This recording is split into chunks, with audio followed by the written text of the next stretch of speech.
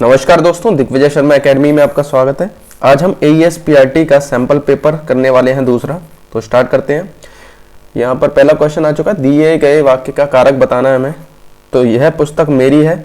यहाँ पर जो कारक है वो संबंध कारक है, ठीक है। तो ऑप्शन बी इसका करेक्ट आंसर है। निम्नलिखित प्रश्न में दिए गए 4 विकल्पों में से उस विकल्प ये मुहावरे का अर्थ बताना है। यहाँ पे चित्त से उतरने का मतलब होता है किसी के मन से उतर गया कोई इंसान, तो वो कोई मन से उतर जाएगा तो हम क्या करेंगे, उसे निगलेक्ट करने लग जाएंगे, ठीक है। निगलेक्ट करने को हिंदी में कहते हैं उपेक्षित होना, ठीक है। संचय का मतलब यहाँ पर हमें संधि विच्छेद करना है। संचय का सही संधि विच्छेद यहाँ पर ऑप्शन बी होगा, सम प्लस चय। तो ऑप्शन बी इसका करेक्ट आंसर हो जाएगा। ये सेंटेंस दे रखा है, यहाँ पर उपयुक्त विराम चिन्ह का प्रयोग करना है हमें। तो यहाँ पर भला बुरा में ये बीच में योजक चिन्ह यहाँ पर लगेगा। तो ये ऑप्शन डी इसका करेक्ट आंसर हो जाएगा। दिए गए शब्द की यहाँ पर संज्ञा ज्ञात करनी है। तो भीड़ जो होता है वो समूहवाचक संज्ञा में आता है, ठीक है। तो ऑप्शन सी इसका करेक्ट आंसर होगा। यहाँ पे निम्नलिखित शब्द का पर्यायवाची नहीं है, क्या नहीं होगा वो बताना है। तो धीरज का कौन सा पर्यायवाची नहीं है? तो देखिए दिलासा, धैर्य या संतोष ये इसके पर्यायवाची हैं। यहाँ पर नहीं पूछा, ये ध्यान देना है। तो तरणी जो है ये इसका पर्यायवाची नहीं होगा। निम्नलिखित वाक्यों में से मिश्र वाक्य ज्ञात करना है। तो जब चोर ने मुझे देखा तो वो भाग गया, तो ये जो तो आता है यही मिश्र वाक्य में आता है। तो यही हमारा करेक्ट आंसर हो जाएगा। यहाँ पे दिए गए वाक्य में अव्यय ज्ञात कीजिए। तो अव्यय ऐसे शब्द होते हैं जो लिंग या वचन के से चेंज नहीं होते हैं, ठीक है। जैसे बालक का बालिका हो जाता है। अव्यय वो शब्द होते हैं जो चेंज नहीं होते हैं, ठीक है। तो यहाँ पर जो अव्यय है वो ये पर है, जो कि संबंध बोधक अव्यय में आता है, ठीक है। यहाँ पर हमको मुहावरे का अर्थ बताना है। एक और मुहावरा है, इधर उधर की हाँकना। तो ये काफी इजी है, ये होता है बेकार की बातें करना। किसी विषय या क्षेत्र का पूरा ज्ञान रखने वाला के लिए उचित शब्द बताना है हमें। तो किसी विषय का पूरा ज्ञान रखने वाले को कहते हैं पारंगत। क्षणिक का हमको बताना है विलोम शब्द।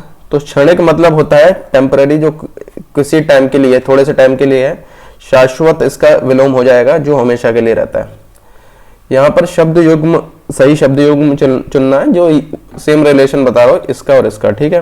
तो परिणाम का देखिए यहाँ पर ऑप्शन देखते हैं। तो नतीजा होता है मीनिंग, और परिमाण मात्रा के लिए यूज होता है, इसीलिए ऑप्शन सी इसका करेक्ट आंसर हो जाएगा। यहाँ पे कवियत्री का संशोधित रूप बताना है हमें, करेक्ट यहाँ पर बताना है। तो ये काफी ज्यादा पूछा जाता है। सबसे जो इसमें करेक्ट आंसर है वो ऑप्शन डी है हमारा, ठीक है। गाड़ी धीरे धीरे चलती है, इस वाक्य में धीरे धीरे में समास बताना है। तो ये धीरे धीरे डैश वाला जो होता है यहाँ पर जो रिपीट हो रहे हैं, ठीक है, जल्दी जल्दी धीरे धीरे, तो ये अव्ययी भाव समास होता है। ये सदैव शब्द में संधि बतानी है। तो सदैव में देखिए 2 बड़ी मात्रा आ गई है यहाँ पे, तो इसीलिए ये क्या है, वृद्धि स्वर संधि हो जाएगी। यहाँ पर हमें गद्यांश है। तो गद्यांश हम जब भी करते हैं तो उससे पहले हम एक बार क्वेश्चन पढ़ लेते हैं, ठीक है। तो क्वेश्चन देख लेते हैं एक बार। जल के बिना हमारा जीवन कैसा है? असंभव, सरल, संभव, साधारण। पृथ्वी का कितना भाग जल से घिरा हुआ है? 3/4, 2/3, 1/3। उपयुक्त गद्यांश का शीर्षक बताना है। कितना प्रतिशत जल नमकीन है ये बताना है, ठीक है। 79, 53, 97। किस युग में धरती पर जल की कमी जैसी समस्या उत्पन्न हुई? प्रारंभिक, प्राचीन, आधुनिक, माध्यमिक, ठीक है। तो क्वेश्चन यही है, ठीक है। पैसेज के ये क्वेश्चन है सारे गद्यांश के। तो अभी गद्यांश पढ़ते हैं, ठीक है। तो क्वेश्चन पढ़ने से ये होता है, हमें जब पढ़ते हैं तो उसका आंसर पता चल जाता है, ठीक है। तो जल के बिना जीवन संभव नहीं है, ये पूछा गया था, संभव है या नहीं है, ठीक है। जल प्रकृति द्वारा मानव को दिया गया एक अनमोल तोहफा है जिसका मूल्य लगाना बहुत कठिन है। जल के बिना जीवन का कोई महत्व नहीं है, न ही कोई अस्तित्व है, फिर चाहे वो जीवन पशुओं का हो या मनुष्यों का। किंतु आधुनिक युग में आदमी की लापरवाही ने धरती पर जल की कमी जैसी समस्या को उत्पन्न कर दिया है, जिसके भयंकर परिणाम स्वरूप आज कई इलाके सूखाग्रस्त हैं एवं पीने योग्य पानी के लिए तरस रहे हैं। तो यहाँ पे देखिए आधुनिक युग की बात हुई है, ठीक है। युग के बारे में पूछ रहा था। पृथ्वी का 3/4 भाग जल से घिरा हुआ है। तो ये भी क्वेश्चन पूछा गया था, कितना चौथाई, ठीक है। इस 3/4 जल का 97% जल नमकीन है। तो ये भी पूछा गया था, कितने प्रतिशत नमकीन है, जो मनुष्य द्वारा प्रयोग करने लायक नहीं है। सिर्फ 3% जल उपयोग में लाने लायक है, ठीक है।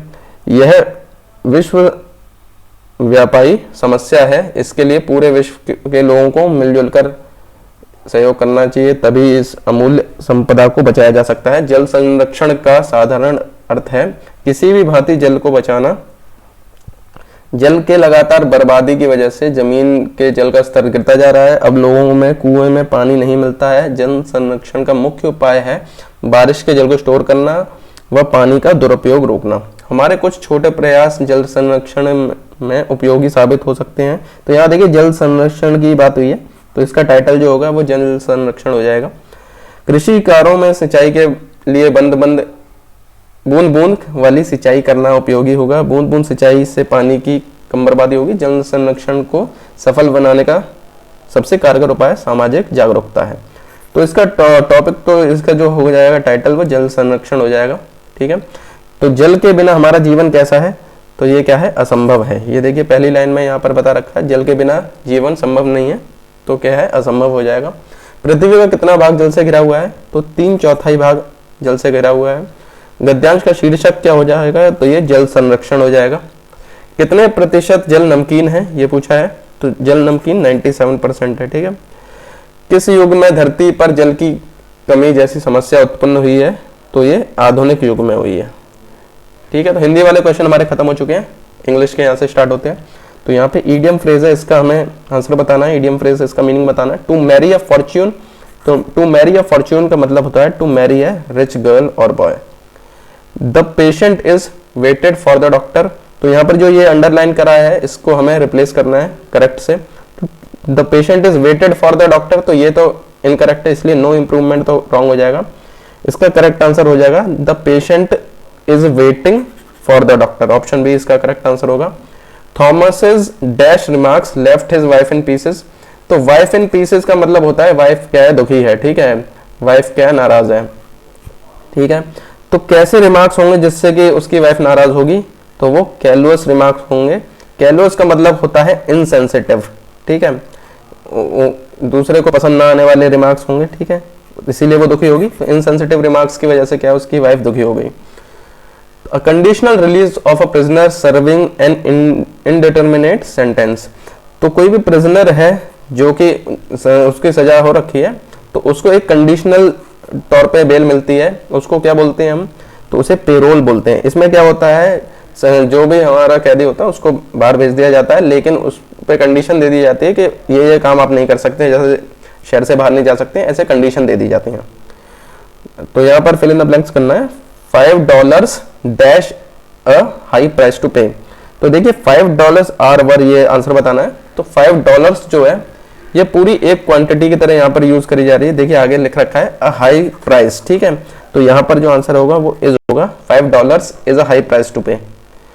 अफ्राइट का मतलब यहाँ पर बताना है, हमें अपोजिट बताना है। ठीक है, तो अफ्राइट का मतलब होता है डरा हुआ। ठीक है, डरा हुआ होता है इसका मतलब, तो यहाँ पर इसका अपोजिट बताना है। तो ब्लोट का मतलब तो पेट में ब्लोटिंग हो जाती है, वो वाला है, यहाँ पर गैस बन जाती है जो। डोंट का मतलब ये सिमिलर है, डराना। ठीक है, इमैस्कुलेट का मतलब होता है वीक करना, किसी को, किसी की क्वालिटी कम करना या उसको वीक करना। ठीक है, एम्बोल्डन का मतलब होता है एनकरेज करना। ठीक है, एनकरेज करना। तो देखिए ऑप्शन में से ऑप्शन डी इसका करेक्ट आंसर हो जाएगा। अपोजिट पूछा है इसीलिए एफ्राइट का जो अपोजिट हो जाएगा, किसी को डराने की जगह उसका अपोजिट क्या होगा, उसको एनकरेज करना। तो ऑप्शन डी इसका एम्बोल्डन इसका करेक्ट आंसर हो जाएगा।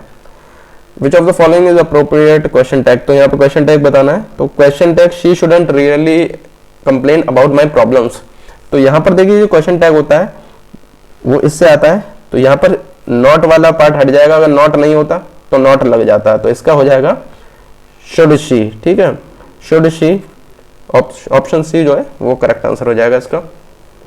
आइदर माई ओन सर और दोस्त children dash all the flowers, तो देखिए आइदर और वाला जब केस होता है तो उसमें जो दूसरे पार्ट होता है और के साथ जो हमारे लगा होता है नाउन प्रोनाउन, उसके अकॉर्डिंग वर्ब लगती है। तो चिल्ड्रन ये प्लूरल है, इसीलिए यहाँ पर क्या है, हैव पिक्ड आ जाएगा आंसर। ठीक है, तो ऑप्शन बी इसका करेक्ट आंसर हो जाएगा। आइदर माई सन और दोस्त children have picked all the flowers. ठीक है, आइदर और के साथ नाइदर, नॉर और नॉट ओनली बट ऑल्सो, इन सब में ये वाला रूल चलता है। Choose the word that means same, तो यहाँ सिमिलर मीनिंग बताना है। तो हॉरिफाइड का सिमिलर होता है टेरिफाइड। ठीक है, टू फोम एट माउथ, तो देखिए ये रेयर ईडियम फ्रेज है थोड़ा सा, तो इसका मीनिंग होता है टू बी एक्सट्रीमली एंग्री। आपके मुंह से झाग निकलने का मतलब होगा क्या, आप क्या है मुंह से कुछ भी कह रहे हैं, उल्टा सीधा कह रहे हैं, तो आप उल्टा सीधा कब कहेंगे, जब आप क्या होंगे, बहुत ज्यादा एंग्री होंगे। शी, यहाँ पर अंडरलाइन वाले का हमें रिप्लेसमेंट करना है, she was acted in accordance to the directors advice. तो देखिए she was acted in accordance to, तो ये गलत लग रहा है यहाँ पर, ठीक है, तो यहाँ पर नो इम्प्रूवमेंट वाला तो रॉन्ग हो जाएगा। तो इसका करेक्ट आंसर अगर ऑप्शन में से देखते हैं, she was acting in accordance with, तो ये ऑप्शन सी इसका करेक्ट आंसर नजर आ रहा है, ठीक है। तो इसका करेक्ट आंसर हो जाएगा she was acting in accordance with, accordance के बाद टू नहीं आएगा, यहाँ पे विद आएगा, ठीक है, और एक्टेड नहीं है, एक्टिंग आएगा, ठीक है। तो ऑप्शन सी इसका करेक्ट आंसर हो जाएगा। वी मस्ट वर्क, यहाँ पर एरर बताना है कौन से पार्ट में, ठीक है, we must work very hard now to making up for the lost time, तो टू के बाद यहाँ पर फर्स्ट फॉर्म ऑफ वर्ब आती है, तो ये गलत हो जाएगा, यहाँ पर मेक आएगा, ठीक है, to make up for the lost time होगा। तो जो पार्ट 3 है, यहाँ पर देखिए 3 ये वाला है, ठीक है, तो ये पार्ट 3 2 मत लगा देना इसको, ठीक है, गलती से 3 वाला हो जाएगा इसका आंसर।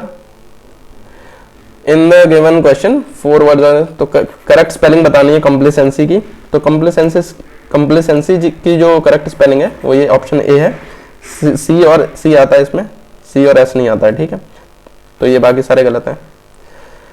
इसमें भी करेक्ट स्पेलिंग बतानी है, तो ब्यूरो की करेक्ट स्पेलिंग ये होती है BUREAU।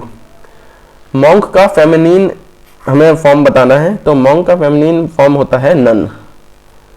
Give the synonym of embezzlement, तो एम्बेजलमेंट का मतलब होता है किसी का, जैसे कि आपको किसी की प्रॉपर्टी जो है उसे संभालने के लिए दी गई है, तो आपने क्या है वो हड़प ली है, ठीक है, उसकी प्रॉपर्टी अपने नाम करा ली है, तो इसके लिए सिनोनियम वर्ड यूज हो जाएगा मिस अप्रोप्रिएट, मतलब आपने सही अप्रोप्रिएट तरीके से उसको हैंडल नहीं किया, मिस अप्रोप्रिएट किया है, तो एम्बेजलमेंट का जो सिनोनियम होगा वो मिस अप्रोप्रिएट हो जाएगा यहाँ पे। तो देखिए इंग्लिश का पैसेज आ चुका है यहाँ पे, तो इंग्लिश के पैसेज के लिए भी हम क्या है क्वेश्चन पढ़ लेंगे पहले। Around 150 militants were present in the launch pads, their purpose is to annoy other militant, to secure forces, to penetrate into Jammu Kashmir, to provide training. Who said there are about 500 to 700 people at the training camps at Manshera, Kotli, Muzaffarnagar across the LOC? ये किसने कहा है, ये पता लगाना है हमें। Terrorist, army officer, militant, navy officer. What does the author mean by thwarted infiltration demand? तो ये वाला जो है thwarted infiltration attempts, इसका हमें क्या है पैसेज में मीनिंग निकालना होगा, ठीक है। Which of the following words could replace the word undergoing? Undergoing का हमें मीनिंग पता करना होगा, ठीक है। Abolishing, conveying, experiencing, तो ठीक है, यहाँ पर इसके पैसेज के क्वेश्चन खत्म हो चुके हैं, तो पैसेज पढ़ते हैं अभी। There are about 150 militants present in the launch pads across the line of control LOC, ready to infiltrate into Jammu Kashmir, ठीक है। While 500 to 700 more are undergoing training at 11 terror camps, there are a senior army officer said this. तो ये किसने कहा है, army officer ने कहा है, ठीक है, 150 मिलिटेंट्स के बारे में। तो यहाँ पर देखिए इनफिल्ट्रेट का मतलब देखिए, अगर यहाँ से निकालने की कोशिश करते हैं तो जो मिलिटेंट्स क्या करेंगे, एंटर करने की कोशिश करेंगे, ठीक है, किसमें, जम्मू कश्मीर में। तो इनफिल्ट्रेट का मतलब हो गया यहाँ पर जम्मू कश्मीर में एंटर करना चाहते हैं, ठीक है। He said security forces have successfully thwarted infiltration attempts by the militants along the LOC in the valley. तो जो सिक्योरिटी हमारी फोर्स है उसने क्या किया है, थ्वाटेड इनफिल्ट्रेशन अटेम्प्ट, इसका मतलब क्या है, इनफिल्ट्रेशन जो एंटर करने की उनकी अटेम्प्ट थी उनको हमने थ्वाटेड कर दिया, यानी कि अनसक्सेसफुल कर दिया है, ठीक है। उन्होंने अटेम्प्ट किया लेकिन हमने उनसे सक्सेसफुल नहीं होने दिया। There are about 500 to 700 people at the 11 training camps at Manshera, Kotli, Muzaffarnagar, LOC. The army officer who did not wish to be named said. ठीक है, तो ये भी आर्मी ऑफिसर ने ही कहा है, ऊपर वाला भी, और ये भी आर्मी ऑफिसर ने ही कहा है, ठीक है। ये पूछा गया था उसमें। As per the intelligence inputs, he said there are about 150 terrorists at the launch pads in Pakistan occupied Kashmir, ready to infiltrate into Jammu J&K, ठीक है। तो ये कहा जा रहा है 150 टेररिस्ट जो हैं वो पाकिस्तान POK में है, पाकिस्तान ऑक्यूपाइड कश्मीर में है, जो जम्मू कश्मीर में इन्फिल्ट्रेट करना चाहते हैं, एंटर करना चाहते हैं, ठीक है। The officer said there has been no successful infiltration along the LOC in the valley so far this year. तो अब तक कोई भी इनका जो इन्फिल्ट्रेशन है, जो एंट्री है, वो सक्सेसफुल नहीं हुआ है। तो अभी क्वेश्चन देखते हैं। Around 150 militants were present at the launch pad, there purpose is, तो उनका पर्पस क्या था, तो जम्मू कश्मीर में एंटर करना ही उनका पर्पस था, to penetrate into the Jammu and Kashmir. Who said there are about 500, तो ये किसने कहा था, ये आर्मी ऑफिसर ने कहा था। There are about 500 to 700 people at the 11 training camps at the Mansehra Kotli, ये सब आर्मी ऑफिसर ने कहा है सब कुछ, ठीक है। What does the author mean by थ्वाटेड इन्फिल्ट्रेशन अटेम्प्ट, तो इन्होंने क्या, इसका मतलब क्या है, उन्होंने उनकी अटेम्प्ट को क्या है, पेनिट्रेशन की अटेम्प्ट को क्या है, अनसक्सेसफुल कर दिया, ठीक है। विच ऑफ अंडर गोइंग का मतलब क्या है, तो देखिए अंडर गोइंग का मतलब यहाँ पर अगर देखते हैं, अंडर गोइंग का गया,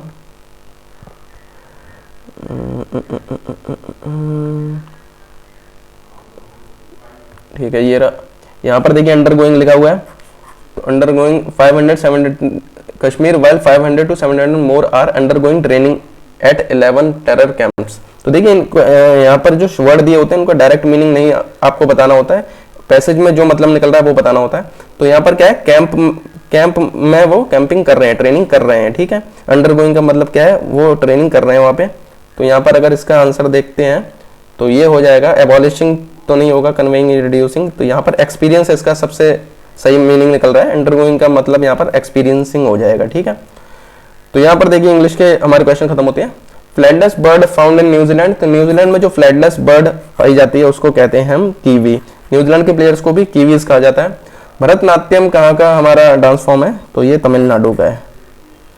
who penned a short biography titled golden boy Neeraj Chopra, तो नीरज चोपड़ा के ऊपर बायोग्राफी छोटी सी लिखी हुई है, उसको किसने लिखा है, तो ये नवदीप सिंह ने लिखा हुआ है, ठीक है। ऑप्शन डी इसका करेक्ट आंसर हो जाएगा।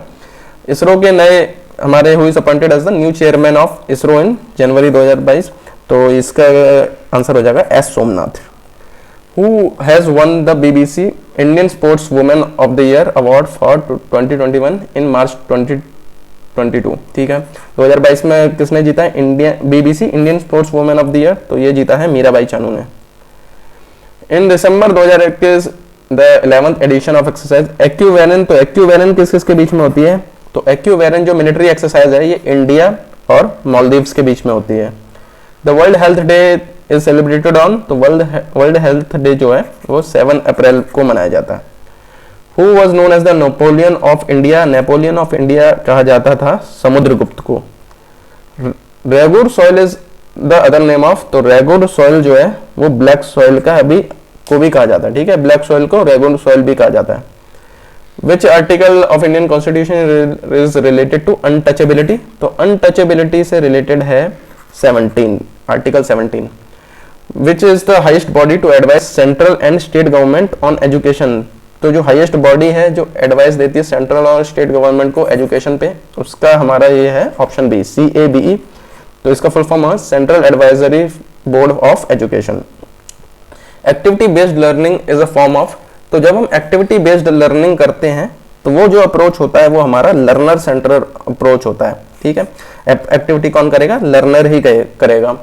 Which of the following is an aim of education in democratic setup, तो democratic setup में क्या एम है एजुकेशन का। Every child must undergo rigorous code of discipline, तो डिसिप्लिन जो है यहाँ पर देखिए जो भी डेमोक्रेटिक सेटअप होगा उसमें जो भी हमारा आंसर होगा वो पॉजिटिव होने वाला है, ठीक है। तो जो डिसिप्लिन की बात होती है टीचिंग लाइन में ये नेगेटिव थोड़ा सा टर्म हो जाता है, ठीक है। तो ये हमारा आंसर नहीं होगा। To encourage originality and inventiveness, ठीक है। तो ये देखिए पॉजिटिव स्टेटमेंट आ रहा है, ओरिजिनलिटी को हम और इन्वेंटिवनेस को क्या एनकरेज कर रहे हैं, ठीक है। Student should be made to realise the value of text book, तो टेक्स्ट बुक भी जो है ये एक नेगेटिव टर्म आती है टीचिंग लाइन में, खाली टेक्स्ट बुक के ऊपर जोर नहीं दिया जाता है, ठीक है। डिस्करेजमेंट ऑफ इंडिपेंडेंट थिंकिंग, तो इंडिपेंडेंट थिंकिंग को डिस्करेजमेंट नहीं किया जाएगा, तो ये भी नेगेटिव है। तो यहाँ पर ऑप्शन देखते हैं तो ऑप्शन बी जो है इसका करेक्ट आंसर हो रहा है, to encourage originality and inventiveness. The major objective of value education in institution is, तो वैल्यू एजुकेशन का मेजर ऑब्जेक्टिव क्या है, मेजर एम क्या है, value for society, developing responsible and good citizen, developing ideal teachers, तो देखिए teachers से कोई लेना देना नहीं है, स्टूडेंट की बात होती है इसमें। Acquainting student with the value of education, तो एजुकेशन की वैल्यू से यहाँ पे मतलब नहीं है, वैल्यू एजुकेशन का मतलब होता है अच्छी अच्छी वैल्यूज जो है स्टूडेंट्स में लाई जाए, तो उसका मेन एम होता है developing responsible and good citizen, तो ऐसे हम सिटीजन बनाए स्टूडेंट्स को जो रिस्पॉन्सिबल हो, ठीक है। Your class has learners with different learning styles, to assess them you would give them, तो डिफरेंट लर्निंग स्टाइल्स के आपके क्लास में लर्नर्स हैं, कोई जल्दी सीखता है कोई देर में सीखता है, ठीक है। तो उनको असेस करना है आपको, ठीक है, उनको हैं वो कैसा कर रहे हैं। तो उसके लिए आप क्या करेंगे, a uniform set of instruction and subsequently label the children according to their marks in test. तो देखिए असेस करेंगे तो हम पॉजिटिव ढूंढेंगे, तो यहाँ पे पॉजिटिव स्टेटमेंट देखना है हमें। तो यूनिफॉर्म सेट ऑफ इंस्ट्रक्शन मतलब सबके लिए एक जैसा इंस्ट्रक्शन हो और उनको लेबल करना, ये लेबल करना भी क्या है, नेगेटिव स्टेटमेंट में आता है, ठीक है। तो लेबल करना चिल्ड्रन को ये नेगेटिव माना जाता है, इसीलिए ये हमारा स्टेटमेंट नेगेटिव हो जाएगा। Same set of task and test, तो देखिए अलग अलग लोगों की स्टाइल है और आप सेम सेट ऑफ अगर टास्क यूज करेंगे तो वो क्या है हमारे लिए नेगेटिव हो जाएगा, वो करेक्ट नहीं होगा। वैरायटी ऑफ टास्क जो है ये करेक्ट हो जाएगा, ठीक है। Same time to perform on the test, तो सेम वाला तो गलत हो जाएगा। तो यहाँ पर option C variety of task and test जो है वो करेक्ट होगा, क्योंकि जो लर्निंग स्टाइल्स हैं वो डिफरेंट है, अलग अलग हैं।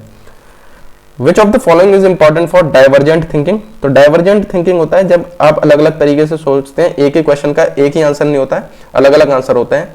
जो वाई के आंसर होते हैं वो वाले हमारे डाइवर्जेंट थिंकिंग में आते हैं। तो इसके लिए क्या इंपॉर्टेंट है, फ्लुएंट आइडियाज, आपके आइडियाज फ्लो होने चाहिए, ठीक है। Which type of thinking stands as an opposing category to concrete thinking, तो कॉन्क्रीट थिंकिंग का मतलब होता है जो आपको सामने दिख रहा है सिर्फ उसी के बारे में आप सोचते हैं। इसका अपोजिट होता है एब्स्ट्रैक्ट थिंकिंग, जो इसके डिफरेंट मीनिंग को भी देखते हैं, ठीक है, आगे की सोचते हैं जो, तो वो एब्स्ट्रैक्ट थिंकिंग होता है। कॉन्क्रीट जो आपको सामने सामने दिख रहा है सिर्फ उतना सोचते हैं जो। Sita has learn to eat rice and dal with her hand, when she is given dal and rice she mixes rice and dal and starts eating, she has dash eating rice and dal in her schema for doing things. तो देखिए सीता जो है दाल चावल खाती है, ठीक है, तो उसको पता है दाल चावल कैसे खाया जाता है, जैसे ही वो देखती है उसको खाना स्टार्ट कर देती है, ठीक है। तो दाल चावल की जो उसकी हैबिट है उसके अंदर आ चुकी है, तो जो चीज वो पहले से कर रहे हैं वही कराई जाए बार बार, उसको कहते हैं हम एसिमिलेशन, ठीक है। तो उसने दाल चावल को खाना क्या है अपने स्कीमा में, अपने दिमाग में क्या है एसिमिलेट कर लिया है। तो बिना उसे दाल चावल जो मतलब उसके लिए फेमिलियर है, तो उसको अपना स्कीमा चेंज करने की जरूरत नहीं है। तो जब हम स्कीमा को चेंज किए बिना किसी इंफॉर्मेशन को इनहेरिट करते हैं उसे एसिमिलेशन कहते हैं। तो उसने क्या किया, एसिमिलेट कर लिया इस प्रोसेस को, ठीक है। Which of the following is based on Vygotsky socio cultural theory, तो वाइगोस्की की सोशियो कल्चरल थ्योरी के अंडर रेसिप्रोकल टीचिंग आती है, ठीक है। वाइगोस्की की जो ये थ्योरी थी इसका ये इम्प्लीमेंटेशन है क्लासरूम में। तो रेसिप्रोकल टीचिंग में ये होता है 4 अलग अलग ग्रुप्स में स्टूडेंट्स को बांट दिया जाता है, और रीडिंग टेक्निक होती है जिसमें क्या है किसी को कहा जाता है आप क्वेश्चन फॉर्म करना है, आपको इस तरीके से पढ़ना है ताकि अलग अलग क्वेश्चन आप फॉर्म करें। कोई समराइज करेगा, कोई क्या है प्रेडिक्ट करेगा, ठीक है, अलग अलग टास्क दे दिए जाते हैं सबको। उसके बाद डिस्कशन होता है, ठीक है। तो रेसिप्रोकल जो टीचिंग होता है ये वाइगोस्की के सोशल कल्चरल थ्योरी के अंडर आता है। Which classroom is effective for including children with attention deficit hyper activity disorder, तो ADHD किसी में है तो उसको कैसे इंक्लूड करेंगे क्लासरूम में, ठीक है। तो क्लासरूम कैसा होना चाहिए उसके लिए, तो इसमें होता क्या है अटेंशन डेफिसिट मतलब अटेंशन कम है और एक्टिविटी क्या है हाइपर है। तो किसी स्टूडेंट में अटेंशन कम है और एक्टिविटी उसकी बहुत ज्यादा है, तो एक उसका क्या रहेगा इंटरेस्ट बदलते रहते हैं उसके, ठीक है, एक जगह फोकस नहीं होता है उसका। तो अभी देखते हैं क्लासरूम कैसा इफेक्टिव होगा ऐसे स्टूडेंट के लिए। Highly structured class where teaching is primarily through oral instruction, तो देखिए सिर्फ ओरल इंस्ट्रक्शन से होगा तो वो शायद बोर हो जाए और वो उसका क्या मन नहीं लगेगा, इसीलिए ये काम नहीं करेगा यहाँ पे। Class with flexible time table and seating arrangement where students work on their task of their own interest, तो देखिए उसके खुद के इंटरेस्ट पे वो काम करे और फ्लेक्सिबल टाइम टेबल हो और सीटिंग अरेंजमेंट भी फ्लेक्सिबल हो, तो यहाँ पर क्या है वो स्टूडेंट बोर नहीं होगा इतनी जल्दी, ठीक है। तो ये काम करेगा, ठीक है, ये काम करेगा। Classroom where students sit still on their assigned chairs all the time to encourage discipline, तो एक ही जगह बैठे रहेंगे तो वो क्या है उसकी अटेंशन एक जगह काम करती नहीं है इतनी जल्दी, हाइपर एक्टिविटी, उसे एक जगह से दूसरी जगह जाना अच्छा लगता है, इसीलिए ये उसके लिए सही नहीं रहेगा, ठीक है। ADHD के लिए ये सही एनवायरनमेंट नहीं होगा। Classroom in which teacher gives higher order thinking task with complex instruction, तो बहुत ज्यादा कॉम्प्लेक्स इंस्ट्रक्शन भी क्या आइडियल नहीं होंगे ADHD के लिए, इसीलिए ये क्या हो जाएगा गलत हो जाएगा। तो हमारा करेक्ट आंसर ऑप्शन भी हो जाएगा यहाँ पे। तो यहाँ फ्लेक्सिबल टाइम टेबल होना चाहिए, सीटिंग अरेंजमेंट भी फ्लेक्सिबल होना चाहिए, और क्या है टास्क जो हो वो अपने इंटरेस्ट के हिसाब से वो चुन सकें, ठीक है। The property of sound waves that determine pitch of the sound is, तो पिच जो है वो फ्रीक्वेंसी से डिसाइड होती है, ठीक है। A point object is placed at a distance of 40 centimetre in front of convex mirror of focal length 40 centimetre, then image will form at. तो देखिए यहाँ पर ये फॉर्मूला यूज होगा, मिरर फॉर्मूला। तो इसका ये होता है 1/f equal to 1/u plus 1/v। ठीक है, ये फोकल लेंथ होती है, ये हमारा ऑब्जेक्ट का डिस्टेंस होता है, ये इमेज डिस्टेंस होता है। ठीक है, तो यहाँ इमेज का डिस्टेंस निकालना है, तो ये हो जाएगा 1/v हो जाएगा 1/f माइनस 1/u। ठीक है, तो देखिए f और u दोनों ही हमें 40 दे रखे हैं, तो जो इमेज की हमारी जो डिस्टेंस है वो माइनस में ली जाती है, नेगेटिव ली जाती है, क्योंकि जो ये डिस्टेंस होती है ये लेफ्ट साइड में होती है, तो लेफ्ट साइड का जो भी होता है वो नेगेटिव होता है, राइट साइड का पॉजिटिव होता है। ठीक है, तो देखिए तो f हो जाएगा 40 और u हो जाएगा -40। ठीक है, तो देखिए ये निकलना है 1/v हमारा निकलना है, 1/f हो जाएगा 1/40 और ये हो जाएगा हमारा ऑब्जेक्ट्स हो जाएगा 1/-40, ये माइनस में दे रखा है। ठीक है, तो ये ऐड हो जाएंगे, माइनस माइनस ये प्लस हो जाएगा, तो ये हो जाएगा 1/40 और 1/40 ये 2/40 हो जाएगा, 2 टाइम्स 1/40 हो जाएगा, तो ये कट जाएगा 1/20 हो रहा है यहाँ पे। तो 1/v की वैल्यू 1/20 है, तो v की वैल्यू क्या हो जाएगी, रेसिप्रोकल दोनों करेंगे तो 20 आ जाएगी। अब क्योंकि देखिए ये प्लस आ रहा है, इसका मतलब क्या है, ये राइट साइड में यहाँ पे है, इस तरफ है, तो ये क्या है, यहाँ पर मिरर है, तो राइट साइड में क्या होगा, बिहाइंड द मिरर हो जाएगा, इसीलिए इसका करेक्ट आंसर जो हो जाएगा, इमेज कहाँ पर फॉर्म होगी, 20 सेंटीमीटर बिहाइंड द मिरर हो जाएगी। ठीक है, तो सी ऑप्शन इसका करेक्ट होगा। इसमें अगर आपको दिक्कत हो रही है, इसके ऊपर मैं चैप्टर बना दूंगा, उसमें और डिटेल में बता दिया जाएगा ये। ठीक है, heat flows from dash temperature object to dash temperature, तो हीट जो फ्लो करती है वो हाई टेम्परेचर से लो टेम्परेचर की तरफ फ्लो करती है, तो high to low, option B इसका करेक्ट आंसर हो जाएगा। An electric bulb of 200 watt is used for 5 hours per day, calculate the energy consumed by the bulb in a week. तो देखिए जो यूनिट जो यहाँ पर दे रखी है ये निकलती है हमारी, ये इस फॉर्मूले से किलोवाट आर में नापी जाती है। ठीक है, तो देखिए वाट तो यहाँ पर दे रखा है, तो इसको किलोवाट में करना पड़ेगा, तो किलोवाट के लिए क्या हो जाएगा, 1000 से डिवाइड कर देंगे इसे, तो ये हो जाएगा 2 जीरो कटेंगे, तो ये 0.2 किलोवाट आ जाएगा। ठीक है, एनर्जी जो किलोवाट आवर में नापी जाती है, जो एनर्जी की यूनिट, ये एक यूनिट क्या होती है, 1 किलोवाट आवर होती है। ठीक है, तो किलोवाट में कर लिया है, आर में ये दे रखा है 5 घंटे, तो हमारा जो टोटल एक दिन में जो हम यूज कर रहे हैं वो कितनी यूनिट हो जाएगी, किलोवाट, यानी 0.2 इंटू आर, कितने आर, 5 आवर्स, तो 5 to 10 और 1 पॉइंट लग जाएगा, तो ये 1 यूनिट हो जाएगा, एक दिन में 1 यूनिट हो जाएगी। तो अगर ये आपने गलती से यहाँ पर 1 यूनिट लगा दिया तो ये क्या गलत हो जाएगा, क्योंकि यहाँ पर क्या है, एक दिन में नहीं पूछा है, एक वीक में पूछा है, इसीलिए 7 से मल्टीप्लाई करेंगे और ये ऑप्शन बी 7 यूनिट इसका करेक्ट आंसर हो जाएगा। The arrangement of carbon atom in diamond is, तो डायमंड में जो कार्बन का स्ट्रक्चर होता है वो टेट्राहेड्रल होता है। ठीक है, तो ये इसका करेक्ट आंसर होगा।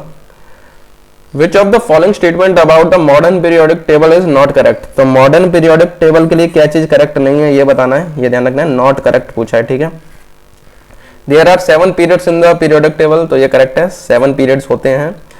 The period 1 has only 1 element, तो यही हमारा गलत है। पहले जो होता है पीरियड उसमें एक इधर हाइड्रोजन होती है, ठीक है, हाइड्रोजन होता है, साथ में एक कोने में एक हीलियम भी होता है। ठीक है, तो पीरियड में क्या है, एक शेल होता है, एक शेल में ये एक वाला और 2 वाला। ठीक है, तो ये दोनों होते हैं, हाइड्रोजन और हीलियम, दो एलिमेंट होते हैं हमारे पीरियड में, पीरियड 1 में।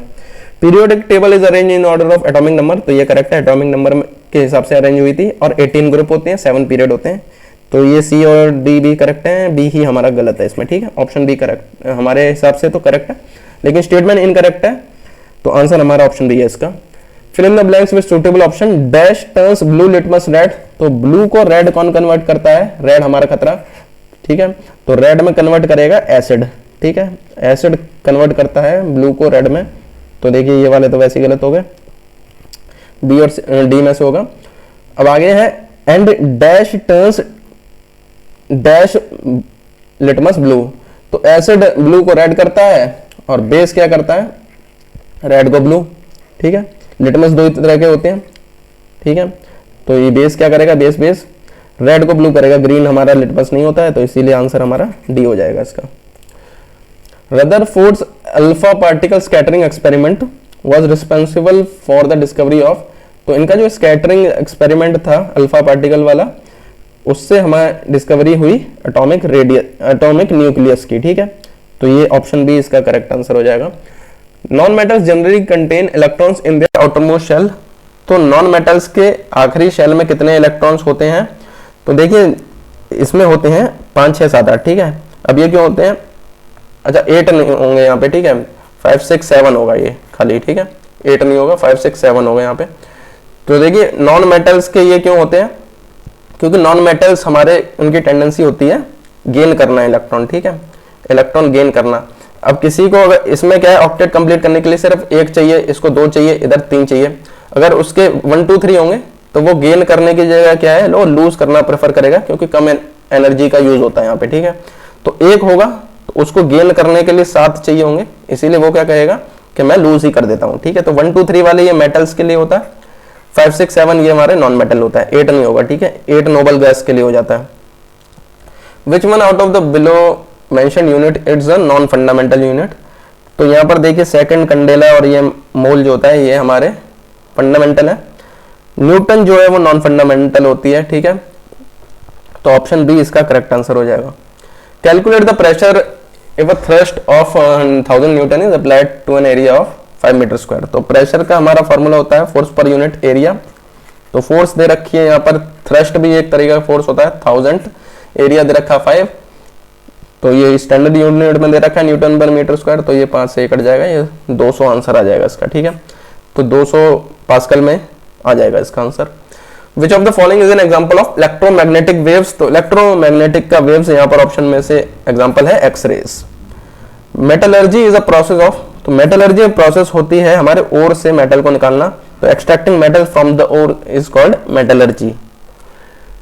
How two identical bulb should be connected to get maximum light, both are connected in series या पैरेलल, तो देखिए मैक्सिमम लाइट अगर चाहिए तो पैरेलल में हमें लगाया जाता है, क्योंकि इसमें क्या है रेजिस्टेंस कम होता है और इसमें रेजिस्टेंस ज्यादा होता है, तो जितना रेजिस्टेंस कम होगा लाइट उतनी ही ज्यादा क्या हो जाएगी, एनर्जी हमारी, करंट हमारा ज्यादा हो जाएगा। तो पैरेलल में लगाएंगे, तो इन केस 2 मोर, ये वाला इसका करेक्ट आंसर हो जाएगा option B. The important property of magnet which was exploited by navigators and travelers from the ancient times, तो नेविगेटर या ट्रेवलर थे उनको मैग्नेट की किस प्रॉपर्टी का यूज किया था उन्होंने, तो उन्होंने डायरेक्शनल प्रॉपर्टीज का यूज किया था। मैग्नेट की तरफ से कंपास जो होता है उससे क्या है वो डायरेक्शन पता लगाने में यूज करते थे उसका, ठीक है। Which of the following belongs to a homologous series alkynes, तो एल्काइन सीरीज जो होती है उसका हमारा जनरल फॉर्मूला अगर आपको पता होगा तो आप इसका आंसर कर पाएंगे, तो उसका जनरल फॉर्मूला होता है CnH2n-2, ठीक है। तो जितने कार्बन के एटम होंगे उसको डबल कर दिया जाए और उसमें से 2 माइनस कर दिया जाए, तो जो अगर करेक्ट आंसर आ रहा है तो हमारा एल्काइन हो जाएगा। तो देखिए इसका डबल करके -2 करूंगा तो ये नहीं आ रहा है, ठीक है। इसका डबल करेंगे तो आएगा 12, 12 में से 2 माइनस करेंगे तो H आ रहा है 10, तो ये गलत है। इसका डबल करेंगे तो आएगा 4, उसमें से 2 माइनस करेंगे तो आएगा C2H2, ठीक है, तो ये भी हमारा इनकरेक्ट है। इसको डबल करूंगा तो आएगा 4, फिर 2 माइनस कर दूंगा तो क्या आ जाएगा, H2 आ जाएगा, ठीक है। 3 को डबल करेंगे तो आएगा 6, 6 में से 2 माइनस करेंगे तो आएगा 4, तो ये हमारा करेक्ट आंसर है। अगर आप ऐसे स्ट्रक्चर भी देखते हैं तो इसको देखिए 3 कार्बन एटम यहाँ पे आ रखे हैं, तो 3 और 1 इसके तो पूरे हो गए, तो यहाँ पर 3, इसको 1 हाइड्रोजन यहाँ पे लग जाएगा, ठीक है। इसका 1 यहाँ पर पूरा हो गया है, इस तरफ इसको क्या है 3 हाइड्रोजन और चाहिए, ठीक है। तो इस तरीके से क्या है 4H और 3 कार्बन एटम C3H4, ये अल्काइन हो जाएगा, प्रोपाइन बोलते हैं इसे, ठीक है, ये प्रोपाइन हो जाएगा। An object having mass equal to 350 gram occupies 200 centimeter cube of space. When this object thrown into river, what will be the condition? तो देखिए यहाँ पर डूबेगा या तैरेगा ये बताना है, तो डूबना या तैरना उसकी डेंसिटी पे डिपेंड करता है। तो यहाँ पर देखिए वाटर की डेंसिटी हमें दे रखी है ग्राम पर सेंटीमीटर क्यूब में 1 होती है, तो यहाँ पर अगर इसकी डेंसिटी निकालते हैं तो ये आएगा 350, मास अपॉन वॉल्यूम होता है, तो 350/200, तो यहाँ पर ये देखिए 35/20 है, तो ठीक है ऊपर वाली ज्यादा नीचे वाली कम है, न्यूमरेटर बड़ा है, तो ये क्या 1 से ज्यादा ही आने वाला है जो भी है, ठीक है। तो इसका मतलब क्या है, डेंसिटी क्या है, ग्रेटर देन 1 है, तो इसका मतलब क्या है, ये डूबेगा, ठीक है। It will sink in the liquid. What is the name of the non-metal which exists in liquid state at room temperature? तो रूम टेम्परेचर पे जो लिक्विड स्टेट में रहता है वो मरकरी होता है, मेटल, लेकिन नॉन मेटल पूछा है इसीलिए हमारा आंसर ब्रोमीन हो जाएगा, ठीक है। Which of the following will show Tyndall effect? तो टिंडल इफेक्ट जो है मिल्क और स्टार्च सॉल्यूशन दोनों दिखाते हैं, ठीक है। तो ये ऑप्शन डी हो जाएगा। टिंडल इफेक्ट होता है जब भी हम किसी रूम में जाते हैं, सफाई हो रही होती है, तो लाइट आ रही होती है, एंटर करती है, तो धूल के जो पार्टिकल होते हैं वो हम देख सकते हैं। ये वाला इफेक्ट जो होता है फॉरेस्ट में भी देख सकते हैं, ठीक है। तो ये टिंडल इफेक्ट होता है। Converts pressure variation into electrical signal. तो ह्यूमन ईयर में कौन सा पार्ट होता है जो प्रेशर वेरिएशन को इलेक्ट्रिक सिग्नल में कन्वर्ट करता है? तो ये हमारा होता है कोक्लिया, ठीक है। अगर आपको ये नहीं पता है तो साउंड वाला चैप्टर है, उसको आप देख सकते हैं, ठीक है, प्लेलिस्ट में जाके। In a certain code real is coded as 36, find the code of towel. तो देखिए अगर रियल का कोड दे रखा है, टॉवेल का कोड बताना है, ठीक है। तो रियल के अगर हम अल्फाबेट के नंबर करते हैं तो रियल का आर हो जाता है 18, ई होता है 5, ए 1 और एल हमारा हो जाता है 12, ठीक है। तो ये हो जाएगा 18, 30 और 6, 36, ठीक है। ये 36 आ रहा है यहाँ पे, इनको सम कर देंगे तो 36 आ रहा है। इसी तरह हम टॉवेल के कर लेंगे, ठीक है, टॉवेल के नंबर ले लेंगे। तो टी मतलब 20, ई जो, ठीक है, ओ का 15 हो जाएगा, डब्ल्यू का आ जाएगा 23, ई का 5 और एल का 12, ठीक है। तो 5, ये 0 है, 10 और 2 और 3 5, ठीक है। तो ये हो जाएगा 15, 1, 4, 5, 6 एक साथ, तो ये 75 आ रहा है यहाँ पे। तो ऑप्शन बी इसका करेक्ट आंसर हो जाएगा। If P is brother of Q, तो क्यू का ब्रदर है यहाँ पर पी, ठीक है। तो पी का पता है, पी मेल है। M is sister of Q, तो एम जो है क्यू की सिस्टर है, ठीक है। अब यहाँ पर जो दे रखा है उसके ऊपर हम लगा देने, प्लस मतलब मेल होता है, माइनस फीमेल हो जाएगा, ठीक है। तो यहाँ पर क्यू का पता नहीं चल रहा है, देखिए एम का पता चल गया, M is sister of Q, T is brother of P, तो टी जो है पी का ब्रदर है, ठीक है। Then Q, how is Q related to T, Q का क्या रिलेशन है टी से? तो देखिए क्यू का रिलेशन टी से पूछा जा रहा है, ना कि टी का क्यू से। अगर टी का क्यू से पूछा जाता तो हम डायरेक्टली बोल सकते थे वो ब्रदर है, लेकिन क्यू का टी से पूछा जा रखा है, इसीलिए जनरेशन तो पता चल रहा है सेम जनरेशन में, इसीलिए या तो ब्रदर होगा या सिस्टर होगा, इसीलिए ऑप्शन सी हो जाएगा करेक्ट। यहाँ ब्रदर या सिस्टर एक नहीं लिख सकते हैं क्योंकि यहाँ पर क्या है, उसका जेंडर पता नहीं है हमें, क्यू का पूछा है, ठीक है। If a girl walks 4 meters to the south from a store, तो ये स्टोर हो गया, तो ये 4 मीटर साउथ चले गए, ठीक है। And then turns right and walks 2 meter, तो यहां से इन 2 मीटर राइट हो गए। And later turns left and walk 7 meter, तो 7 मीटर लेफ्ट में चल के यहां से लेफ्ट होगा, ये नीचे आ जाएगा, ठीक है। And then again turns left and walks 2 meter, तो लेफ्ट फिर से यहां से हो जाएगा 2 मीटर यहाँ पे, ठीक है। तो ये सेम लाइन पे आ जाएगा यहाँ पे। How far from the starting point is the girl, तो स्टार्टिंग पॉइंट से कितनी दूर है? तो यहाँ से अगर देखते हैं इस वाले पॉइंट को, तो ये हो जाएगा 4 और ये बीच का 7, 7 7, तो 4 7 11 हो जाएगा। तो ऑप्शन डी इसका करेक्ट आंसर हो जाएगा। Read the given statement and conclusion carefully, choose which of the conclusion logically follows from the statement. तो स्टेटमेंट दे रखा है, उनके कंक्लूजन दे रखे हैं, तो कौन सा करेक्ट होगा ये बताना। स्टेटमेंट दे रखा है रमेश ईट आलमंड एवरी डे, तो रमेश रोज बादाम खाता है। He is good at maths, वो मैथ्स में अच्छा है। His IQ level is good, ठीक है, उसका IQ लेवल भी अच्छा है। अब इसे कंक्लूजन क्या निकाले जा रहे हैं, if you can't eat almonds you won't succeed in maths. तो देखिए ऐसा नहीं है कि आलमंड खाने की वजह से उसकी मैथ्स अच्छी है, ठीक है। और ये कहना कि अगर वो बादाम नहीं खाएगा, अगर आप बादाम नहीं खाते हैं तो मैथ्स में आप अच्छे नहीं होंगे, तो ये कंक्लूजन करेक्ट नहीं है।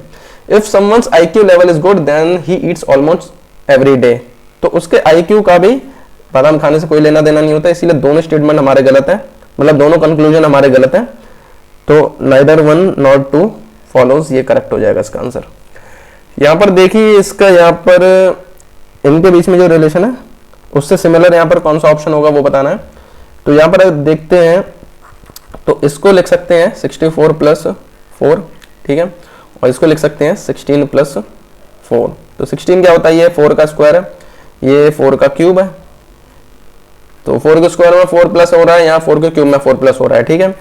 तो यहाँ पर देखिए इस तरीके का ये वाला ऑप्शन सी बन रहा है यहाँ पे, जिसमें ये क्या आ रहा है, 3 के स्क्वायर में 3 ऐड हो रहा है और इधर 3 के क्यूब में 3 ऐड हो रहा है, ठीक है। तो ये ऑप्शन सी इसका करेक्ट आंसर हो जाएगा यहाँ पे। What is the eighth term of arithmetic sequence, AP का ये क्वेश्चन है। तो यहाँ पर एपी में से पहली टर्म दे रखी है, तो ए की वैल्यू 5 हो जाएगी, और डी जो डिफरेंस होता है वो यहाँ पर 3 दे रखा है, 8 - 5 करके निकाल लेंगे। तो यहाँ पर एट्थ टर्म चाहिए, ठीक है। तो T8 अगर निकालना है तो ये हो जाएगा a + 8 - 1 मल्टीप्लाई बाय d, यानी कि a + 7d हो जाएगा। तो a तो हमें दे रखा है 5 और d दे रखा है 3, तो 21 + 5 ये हो जाएगा 26। तो ऑप्शन बी आंसर हो जाएगा इसका।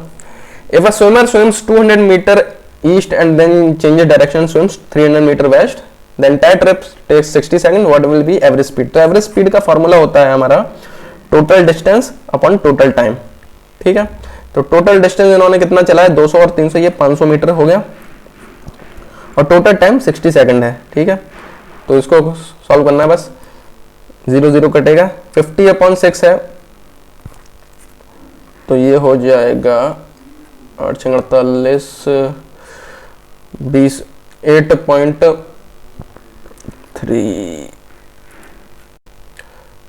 तो 8.3 दे रखा आंसर यहाँ पे, तो यही लगा देंगे।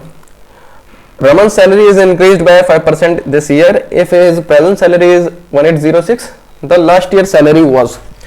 तो देखिए उसकी सैलरी 5% इंक्रीज हुई है, तो यानी कि पहले 100% थी, अब कितनी हो चुकी है, 105% हो चुकी है। तो इसकी वैल्यू हमको दे रखी है कितना, 1806। तो देखिए 105 जो होता है वो होता है हमारा 15 × 7 होता है, ठीक है।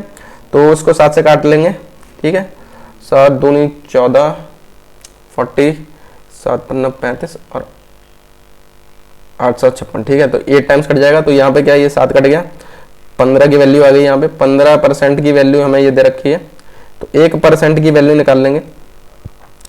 तो 258 से को 15 से डिवाइड करेंगे, तो ये आ जाएगा 15 × 15, 108, 50 15 7 105, ठीक है, 3।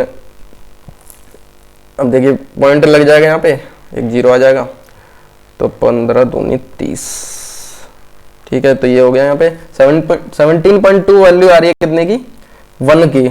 तो 100 की क्या हो जाएगी, इसको 100 से मल्टीप्लाई कर देंगे तो आ जाएगा 1720, ठीक है। इसके बाद 2 जगह आ जाएगा ना, ये पॉइंट हट के एक 0 लग जाएगा, तो 17 20, ऑप्शन बी इसका करेक्ट आंसर हो जाएगा। The average of 6 numbers is 16, if one of the numbers is excluded the average become 17। तो 6 नंबर का एवरेज दे रखा है 16, तो इसका टोटल जो हो जाएगा वो हो जाएगा 16 6 96, 6 नंबर का टोटल 96 हो जाएगा।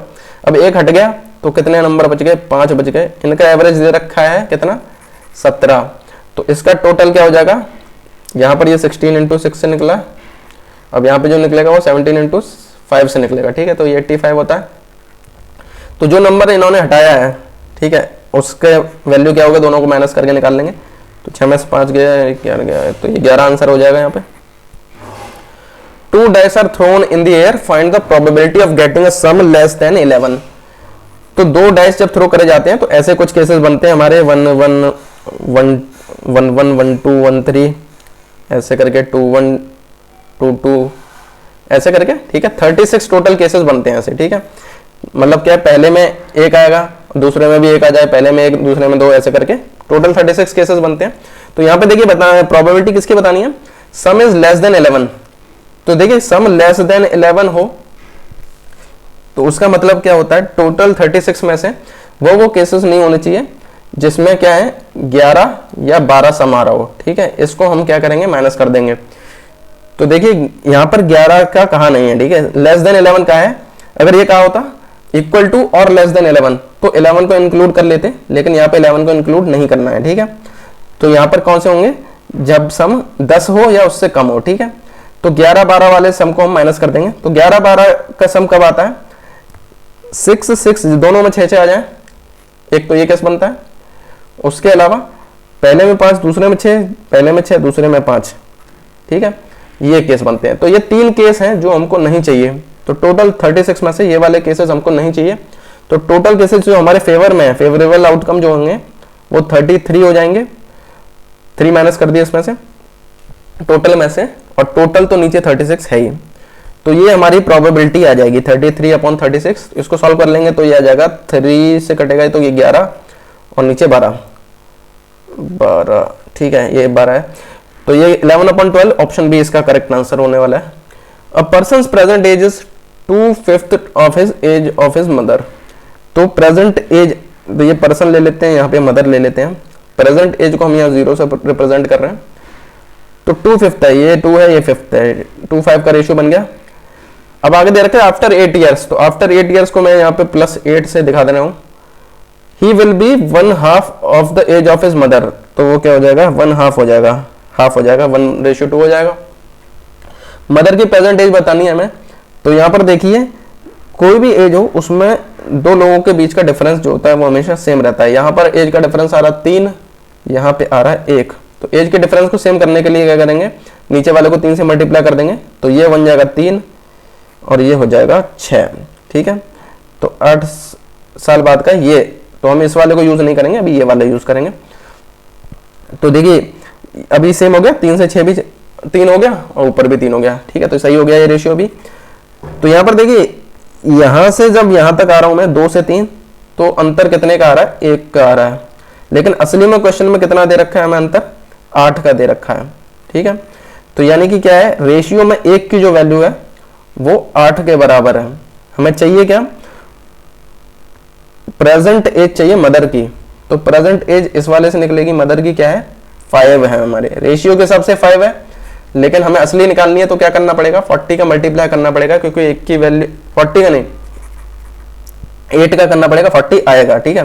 8 का मल्टीप्लाई करना पड़ेगा तो 40 आ जाएगा, तो 40 इसका करेक्ट आंसर हो जाएगा। 8 का मल्टीप्लाई किया 5 में, 5 × 8, तो ये करेक्ट जो असली एज है वो आ गई। रेशियो में ये मल्टीप्लाई किया, जो वैल्यू असली निकालने के लिए करना है, ठीक है, तो 40 आ गया आंसर, ठीक है। तो 40 ईयर से जो जाएगी प्रेजेंट एज मदर की। At the same time A and B start moving towards each other, तो इधर ए है, ठीक है, और ये हमारा बी है, एक दूसरे की तरफ आ रहे हैं, ठीक है। दोनों के बीच में डिस्टेंस 240 किलोमीटर का है।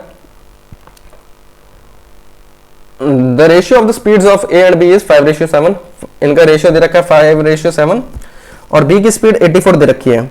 तो देखिए बी की स्पीड यहाँ पर 84 दे रखी है किलोमीटर पर आवर में, ए की स्पीड कितनी होगी, तो देखिए रेशियो से असली में जाने के लिए क्या मल्टीप्लाई करना पड़ रहा है, 12 का करना पड़ रहा है, 12 7 84, 12 7 84, तो मतलब क्या है 5 से 12 का मल्टीप्लाई कर देंगे तो ये भी असली स्पीड आ जाएगी ए की, तो 12 5 60, इसकी 60 आ जाएगी यहाँ पे स्पीड, ठीक है।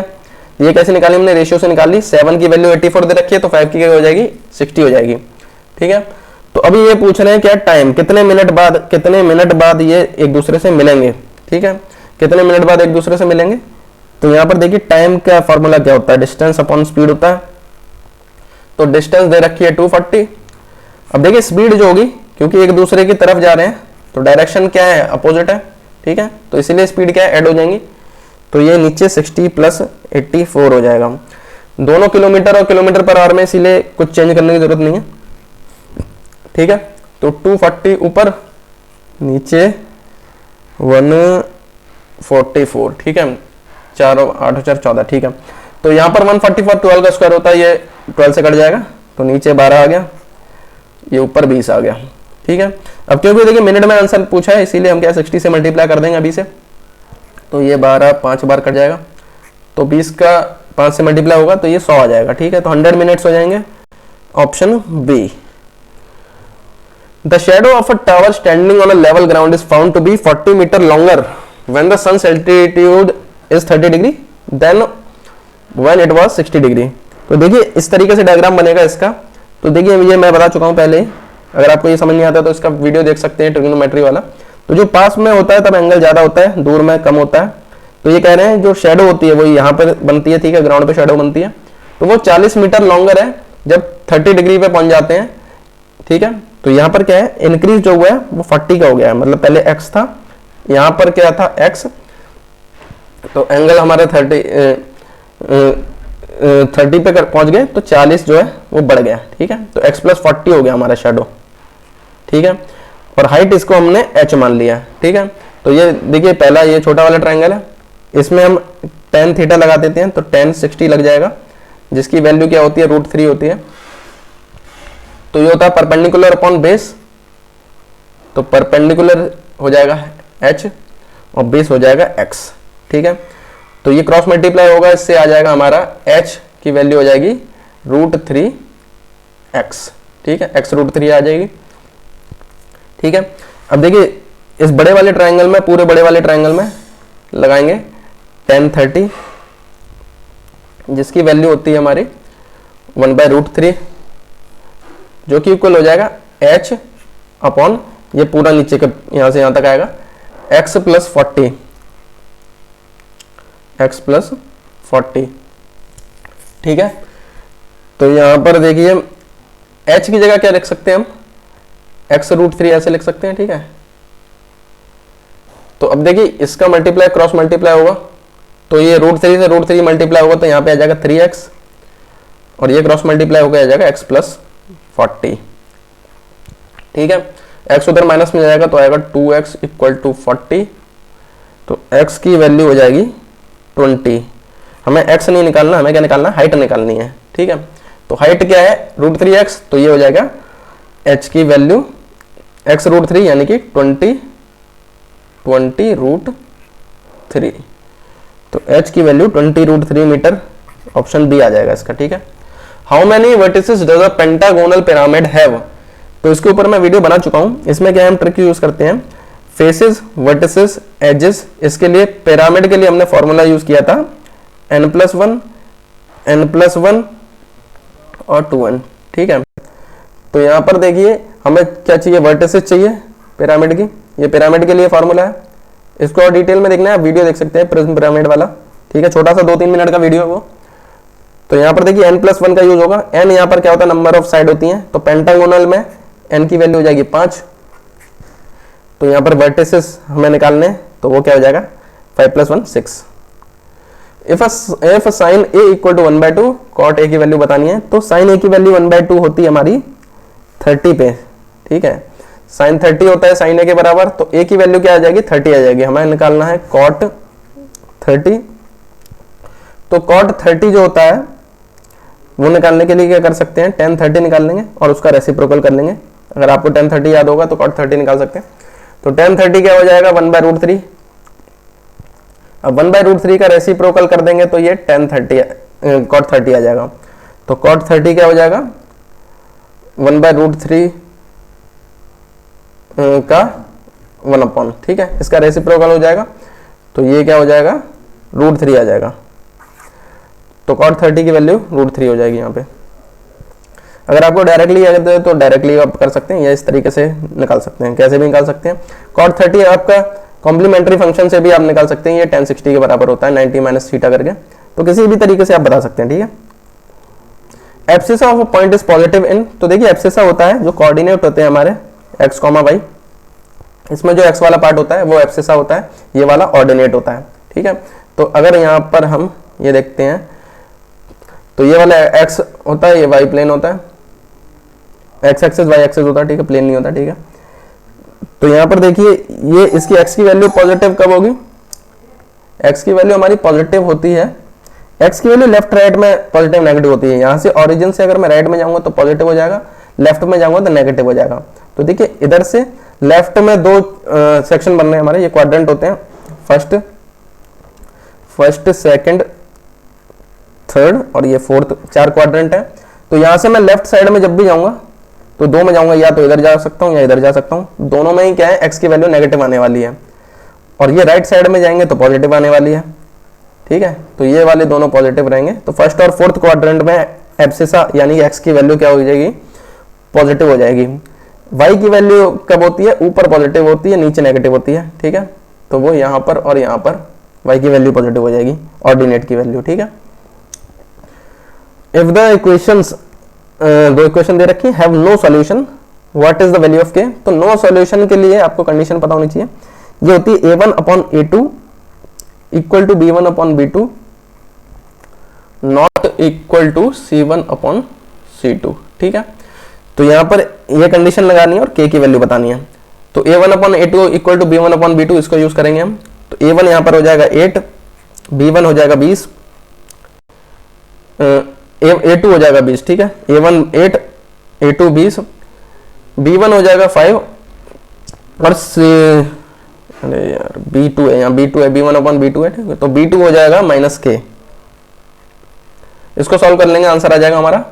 तो ये हो जाएगा यहाँ से, ये 4 में कट जाएगा, 4 2 जा 8 और ये 4 5 जा 20, तो ये हो जाएगा माइनस k इंटू 2, ये हो जाएगा 25।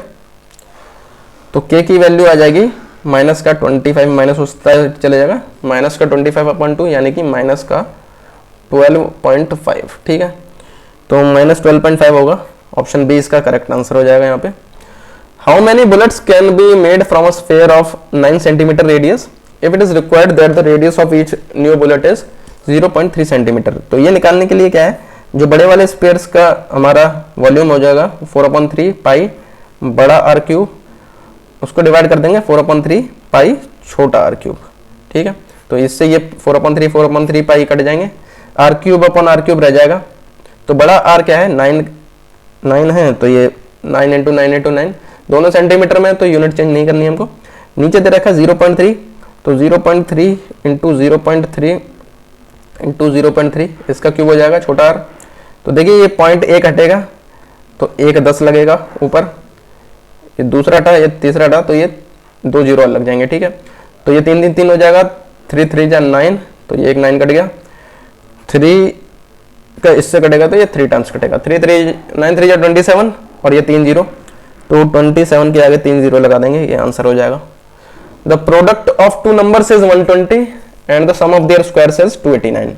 तो दो नंबर का प्रोडक्ट दे रखा है, एक्स वाई की वैल्यू 120 दे रखी है, उनके स्क्वायर का प्रोडक्ट सम दे रखा है, X square plus Y square की वैल्यू हमको दे रखी है क्या, 289। सम निकालना है दोनों नंबर का, यानी एक्स प्लस वाई की वैल्यू निकालनी है हमको। तो एक्स प्लस वाई का होल स्क्वायर वाला फॉर्मूला लगा देंगे यहाँ पे। तो ये हो जाएगा X square plus Y square plus 2xy। तो इसकी वैल्यू हमको पता है, ये 289 दे रखी है, और ये हो जाएगा 2xy, यानी कि xy का 2 से मल्टीप्लाई करेंगे तो ये 240 आ जाएगा यहाँ पे। तो इनको ऐड करते हैं तो 0 9 8 4 12 1 4 1 5 529 आ रहा है। तो x प्लस वाई का होल स्क्वायर आ रहा है 529, तो ये 529 होता है 23 का स्क्वायर, ठीक है। तो x प्लस वाई की वैल्यू क्या आ जाएगी, 23 आ जाएगी। तो हमारा ये आखिरी क्वेश्चन है, Anil can do a work in 28 days. तो अनिल जो है 28 डेज में काम पूरा कर रहे हैं, करण जो है उसी काम को 14 दिन में कर ले रहे हैं। तो इनका अगर बनाते हैं टोटल वर्क तो ये 28 हो जाएगा एलसीएम दोनों का, ये 1 इधर 2। अब देखिए पूछा जा रहा है in how many days both together will complete work, complete 3/7 part of the work. तो देखो टोटल वर्क को हम का 3/7 निकालेंगे पहले, तो ये हो जाएगा 7 4 जा 28 7 चौकट, तो 12। अभी उन्हें 28 काम नहीं करना, उन्हें कितना करना, 12 काम, और रोज वो कितना कर ले रहे हैं दोनों मिलकर, 3। तो 3 काम एक दिन में हो रहा है, तो 12 काम कितने दिन में होगा, ये 4 दिन में होगा। तो आंसर हमारा 4 आ जाएगा इसका, ठीक है। तो हमारा ये सैंपल पेपर यहीं खत्म होता है। अगर आप एंड तक बने रहे तो आपका बहुत बहुत थैंक यू। अगर आपको किसी एक्सप्लेनेशन में दिक्कत हो रही है तो आप क्वेश्चन को पूरा नीचे लिख दीजिए कमेंट सेक्शन में, मैं उसका आंसर बता दूंगा, ठीक है। अगर आपको वीडियो पसंद आया तो वीडियो को लाइक जरूर कीजिए, अपने फ्रेंड्स के साथ शेयर कर सकते हैं जो भी AES PRT की तैयारी कर रहे हैं, ठीक है। अगला सैंपल पेपर भी बहुत जल्दी आने वाला है, इसीलिए आप चैनल के साथ जरूर जुड़िए। अगर आपको किसी टॉपिक में दिक्कत हो रही है तो AES PRT subject wise playlist को चेकआउट कीजिए। प्लेलिस्ट सेक्शन में आपको अलग अलग सब्जेक्ट वाइज प्लेलिस्ट मिल जाएगी। अगर आपको ये पीपीटी डाउनलोड करनी है तो दिग्विजय शर्मा एकेडमी के टेलीग्राम चैनल पर जाकर आप ये डाउनलोड कर सकते हैं। आगे और भी सैंपल पेपर्स आने वाले हैं और मैं AES PRT से रिलेटेड डेली वीडियोस बना रहा हूँ, इसलिए उससे जुड़ने के लिए आपको सब्सक्राइब करना होगा दिग्विजय शर्मा एकेडमी के टेलीग्राम चैनल को। मिलते हैं अगले वीडियो में।